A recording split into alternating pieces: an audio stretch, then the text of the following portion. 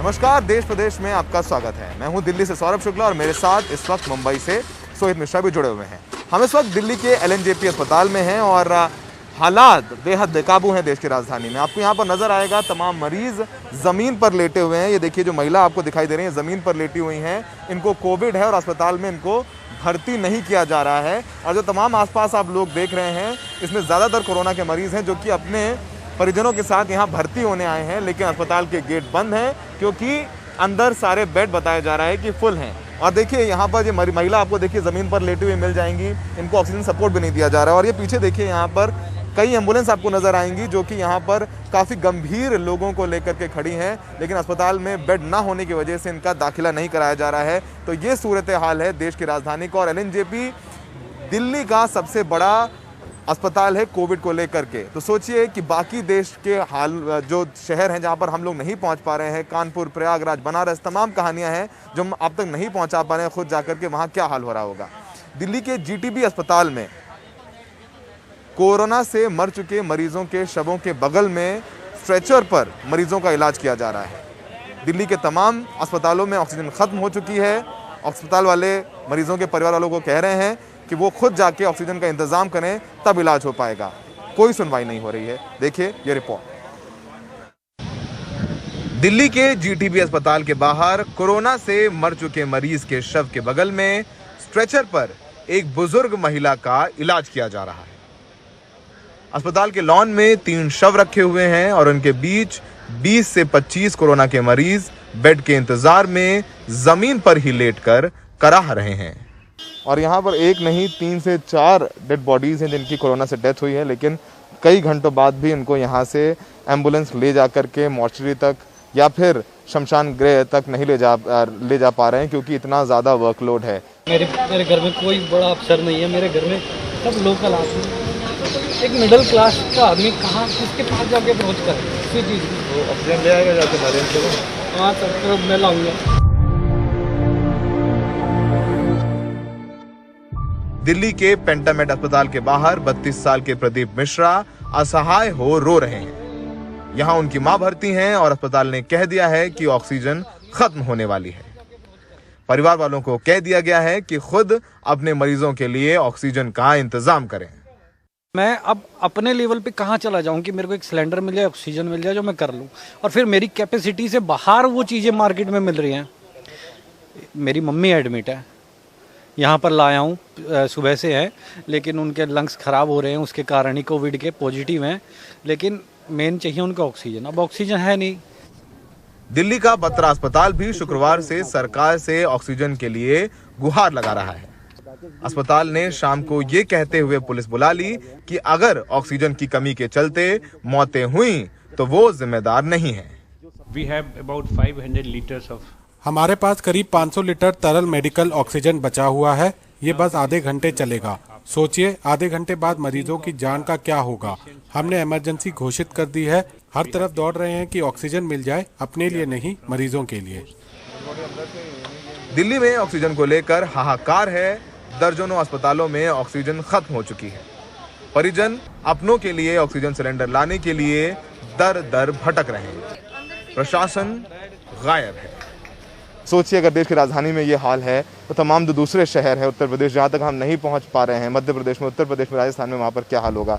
और ये तस्वीरें आपके सामने हैं कि कैसे एक डेड बॉडी है, उसके बगल में एक बुजुर्ग महिला का इलाज किया जा रहा है, उनको ऑक्सीजन दी जा रहा है। सहयोगी अशोक महाले के साथ सौरभ शुक्ला, NDTV इंडिया।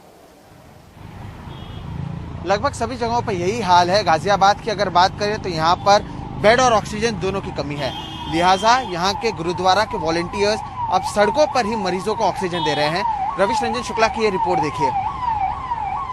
ये आप देखिए, गुरुद्वारा है गाजियाबाद में, सड़क के किनारे।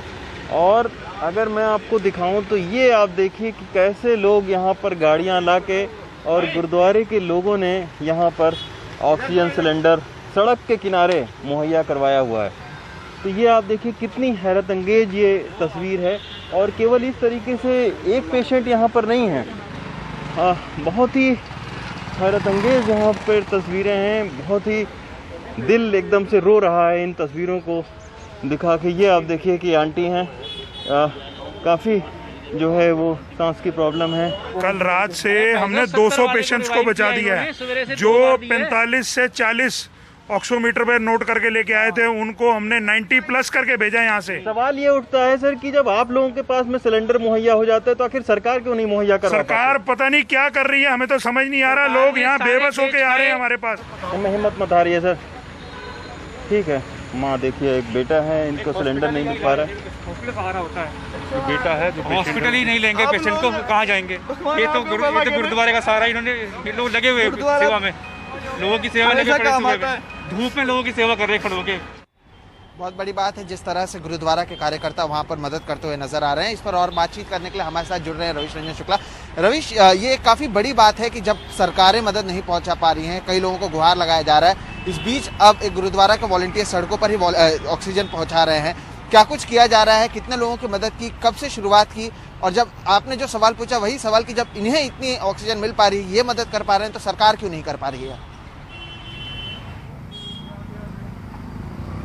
जी बिल्कुल, सरकार ने हाथ खड़े कर दिए हैं। और आपको अगर मैं तस्वीर दिखाऊं तो कल रात 12 बजे से यहाँ पर गुरुद्वारे के बाहर की आप तस्वीर देखिए। ये देखिए सड़क के किनारे बिल्कुल फुटपाथ पर एक मरीज आपको जो है वो एक महिला यहाँ पर लेटी मिलेगी जिसको ऑक्सीजन यहाँ पर लग रहा है। सड़क पर ऑक्सीजन का सिलेंडर है, फुटपाथ पर वो महिला लेटी हुई है। तो इस तरीके की जो दयनीय तस्वीर है वो गाज़ियाबाद की है, जो कि दिल्ली से महज 20 किलोमीटर दूर है। और ये वो लोग हैं सोहित जो कि पे कर सकते हैं, जिनके पास पैसे हैं, लेकिन उनको आज की तारीख में बेड नहीं मिल रहा है। अगर मैं आपको दूसरी साइड में दिखाऊं, अश्विनी से बोलूँगा, ये आप देखिए कारों की कतार लगी हुई है। कार के अंदर जो है वो मरीज़ हैं और बाहर आप देखिए कि ऑक्सीजन के सिलेंडर रखे हुए हैं। गुरुद्वारा कमेटी से अभी हमारी बात हो रही थी, उनका कहना था कि अब सिलेंडर जो है वो ख़त्म हो रहा है, तो एक टीम सिलेंडर को लाने के लिए बुलंदशहर गई है। बुलंदशहर यहाँ से तकरीबन 70-80 किलोमीटर है। तो 70-80 किलोमीटर से लेकर 150-200 किलोमीटर तक ये लोग सिलेंडर लेकर आ रहे हैं और मरीजों की जान बचाने की कोशिश कर रहे हैं। कल रात 12 बजे से तकरीबन 200 लोग यहाँ पर आ चुके हैं, जिनकी ऑक्सीजन सिचुएशन जो ऑक्सीजन है वो तकरीबन जो है वो 60-70 तक पहुँच गई थी, लेकिन उसके बाद ठीक की गई। ये आप देखिए कि ये मरीज़ यहाँ पर ऑक्सीजन के लिए बैठे हुए हैं, सड़क के किनारे बैठे हुए हैं, ऑक्सीजन यहाँ पर लगी हुई है। और इनके जो तीमारदार हैं तमाम सारे हॉस्पिटल में ले जा चुके हैं। एक सिलेंडर है, तमाम सारे मरीज हैं, तो इसी की वजह से लोग बातचीत कर रहे हैं कि आखिर जब इनको फ़ायदा हो जाए तो वो दूसरे मरीज को सिलेंडर लगाने की कोशिश करेंगे। तो इस तरीके सर आप लोग बताइए, आप लोगों को बेड कहीं पर हॉस्पिटल में कहीं मिला? कहीं आप कोई बेड नहीं है भाई साहब। ये सरकार के जो दावे हैं ना, ये सारे ऐसे ही हैं कागजी। कोई बेड नहीं गाजियाबाद में क्या कहीं भी नहीं है, दिल्ली में भी हम पूरे ऑक्सीजन के सिलेंडर, कोई ऑक्सीजन का सिलेंडर नहीं है। 101 में घूम के आया हूँ हॉस्पिटल में, हर जगह 3 घंटे कोई नहीं, 3 घंटे ऑक्सीजन मिल ही नहीं रही है।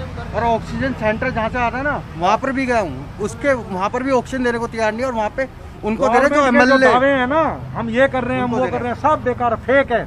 जितने आंकड़े दिखा रहे हैं न्यूज चैनल पे सब गलत है, टोटली गलत है। बुरा नहीं मानना सर। ये हालत है दिल्ली से महज 20 किलोमीटर दूर का। तो आप सोच सकते हैं कि आखिर जो दूर दराज के इलाके होंगे वहाँ पर किस तरीके की हालत होगी। ये वो लोग हैं जो बाकायदा खर्चा कर सकते हैं, इनको बेड की जरूरत है, लेकिन पैसे होने के बावजूद दिल्ली NCR में बेड नहीं मिल रहे। और सबसे बड़ी बात है कि हालात इतने खराब होने के बावजूद न कोई इस्तीफे की बात हो रही है, न किसी की जवाबदेही जो है वो तय की जा रही है। जी रवीश, इस जानकारी के लिए बहुत बहुत शुक्रिया। तो रवीश बता रहे थे कि उत्तर प्रदेश में किस हालात में मरीज हैं, वो सड़कों पर इंतजार कर रहे हैं कि उनको ऑक्सीजन मिले। और जो मुख्यमंत्री हैं योगी आदित्यनाथ, वो कोरोना काल में पश्चिम बंगाल में चुनावी रैलियां कर रहे थे, रोड शो कर रहे थे। तो ये तस्वीरें सिर्फ गाजियाबाद की नहीं है, कानपुर में, इलाहाबाद में, लखनऊ में, नोएडा में भी ये तस्वीरें आम हैं। तो दिल्ली हो या उत्तर प्रदेश, हाल एक जैसे ही हैं। अब उत्तर प्रदेश से रुख करते हैं मध्य प्रदेश का। मध्य प्रदेश में भी कोरोना के चलते मौतों का ग्राफ बढ़ता जा रहा है। ऑक्सीजन की कमी की भी खबरें आ रही हैं। जबलपुर में ऑक्सीजन की कमी की खबर सामने आई तो विदिशा में लापरवाही की घनघोर तस्वीरें सामने आई। हमारे सहयोगी अनुराग द्वारी की यह रिपोर्ट। विदिशा में अटल बिहारी वाजपेयी मेडिकल कॉलेज से यह शव वाहन निकला, तेजी से मुड़ा। मुक्तिधाम की ओर जा रहे इस जर्जर शव वाहन का गेट खुला और कोरोना से संक्रमित डेड बॉडी जो पूरी तरह प्लास्टिक में पैक थी सड़क पर गिर गई।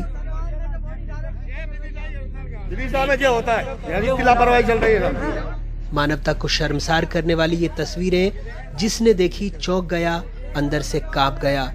रिश्तेदार कह रहे हैं अस्पताल उनके शव नहीं दे रहा है। कथित तौर पर मौत की बड़ी वजह ऑक्सीजन की कमी भी बताई जा रही है।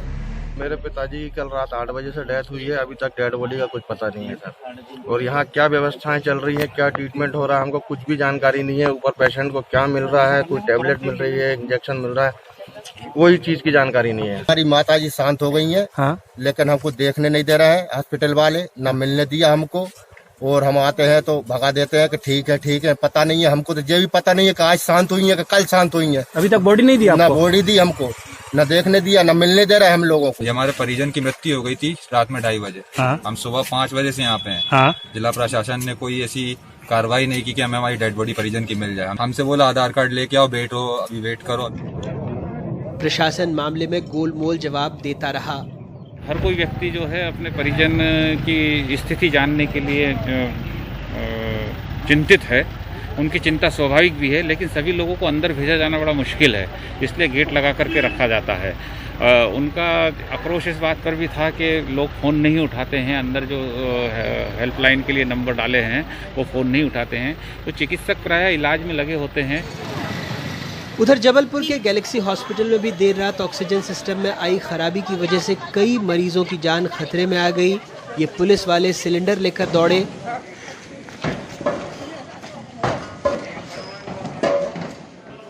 अस्पताल में ऑक्सीजन सपोर्ट पर 31 से ज्यादा मरीज थे। आरोप है कि 5 की मौत हो गई। 1.5 घंटे तक यहाँ पे ऑक्सीजन नहीं थी रात को, इसलिए उनको मालूम पड़ गया था। बहुत सारे पुलिस वाले इसलिए इकट्ठे कर गए थे, उनको मालूम हो गया था कि कुछ ना कुछ गड़बड़ हुई है यहाँ। कैसे लोग तड़प रहे थे, उनके व्हाट्सएप में क्लिप तक मिल जाएगी। और ये आज की बात नहीं है, 5 दिन पहले भी इनकी ऑक्सीजन खत्म हुई थी और कल भी खत्म हुई थी इनके पास। अभी तक जो हमको जानकारी मिली है कि यहाँ पे 5 पेशेंट जो एडमिट थे कोविड वार्ड में, उनकी डेथ हो गई है। और उनके परिजनों ने ये कंप्लेंट की है कि प्रॉपर टाइम पे उसको ऑक्सीजन सिलेंडर का बैकअप नहीं मिला है, या ऑक्सीजन की सप्लाई प्रॉपर नहीं हो पाई है। तो अभी उनके फैमिली मेम्बर से बात भी कर रहे हैं, क्योंकि वो कोविड का वार्ड है और कोविड में डेथ हुई है, तो उस प्रोटोकॉल के तहत, उस नियम के तहत उनकी डेड बॉडी हम शिफ्ट कर रहे हैं अंतिम क्रियाक्रम के लिए नगर निगम के थ्रू। और उन्होंने जो कंप्लेंट दी है उसकी हम जाँच कर रहे हैं। इससे तो मुझे समझ में आ रहा, भरे दिखा रहे हो आपको, कुल कितने सिलेंडर भरे हैं? ये सारे भरे। सुबह घटना से नाराज कांग्रेस नेता अस्पताल पहुंचे, बाद में कलेक्टर दफ्तर में धरने पर बैठ गए। मध्य प्रदेश सरकार ने कल कहा कि ऑक्सीजन को लेकर गलत और भ्रामक जानकारी देने वालों के खिलाफ कार्रवाई की जाए। उसने ये भी कहा कि ऑक्सीजन की सप्लाई को लेकर वो DRDO और केंद्र सरकार से बातचीत कर रही है, लेकिन सरकार से बस एक ही सवाल है कि जिनकी मौत ऑक्सीजन की कमी से हो रही है उसको वो किस श्रेणी में रखती है या उसके लिए किसको जिम्मेदार मानती है। जबलपुर से संजीव, विदिशा से नावेद और भोपाल से कैमरा पर्सन रिजवान खान के साथ अनुराग द्वारी, NDTV इंडिया।